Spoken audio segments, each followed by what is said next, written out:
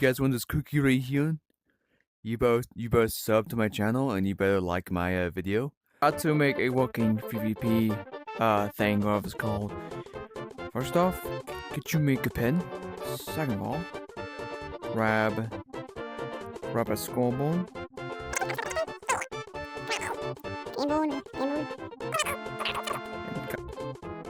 Also, you can shrink the thing too, but it's getting in the way.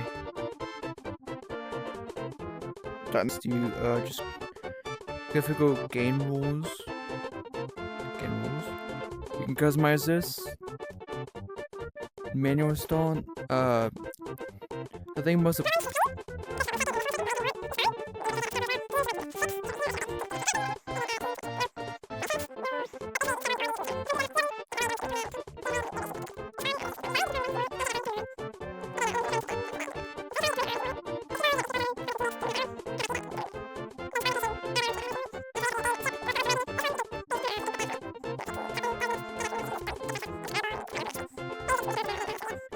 Then you just simply connect these two together to have a working functioning. And if I press play, okay, I know how now. And then the vests, you can turn them off somehow in the game rules as well. I'm sure you figured that out.